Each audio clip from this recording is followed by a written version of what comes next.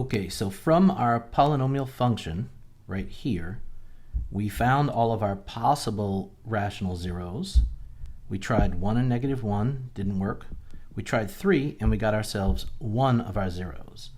Now, I'm looking for 3 real zeros here, okay, because of this, because of that exponent of 3.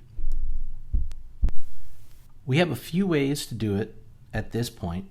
You could continue synthetic division for all the rest of the possible rational zeros. That may take a while. And you also have to remember that 3 could happen more than once. You could use synthetic division to our original coefficients, but you could also use synthetic division to these 3 coefficients. But let me show you the other way to do it. You have to know how to factor. So we know that 3 is a 0. Okay, so this is one of our zeros. And if 3 is the 0, then the factor is going to be x minus 3. Right? Because if I plug in a 3 there, 3 minus 3 is 0. Now, x minus 3 is a factor, and what is it multiplying to get our original polynomial function? We can use these numbers here, 1, 2, 3, to give us a trinomial. So x minus 3 times 1x squared minus 2x minus 15. Okay, noting that we're going to go down 1 degree because of this x right here, x to the first.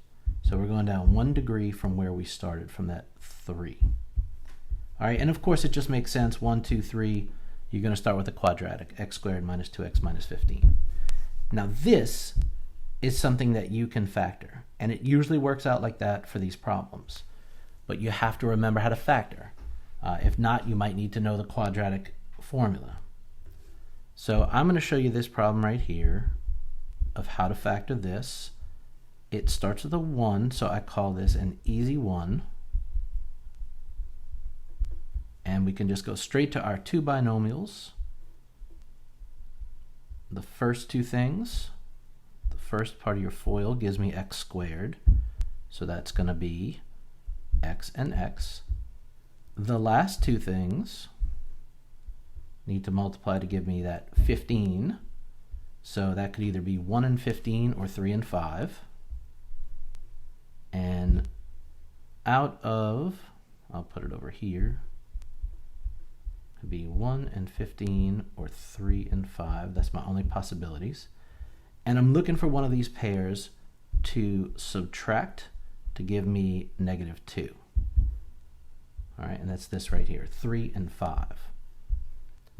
So 3 and 5, if I need a -2, the 5 has to be negative and the 3 has to be positive. All right, and now this right here, if I multiplied this all out, I would get the polynomial I started with. So I had to use synthetic division. I didn't have to, but I used synthetic division. They asked me to get one of my zeros. And now I'm going to find my other 2 zeros. So what would be my 0 here? What would I plug in to get a 0? 3. What would I plug in here? -3. And what would I plug in here? 5.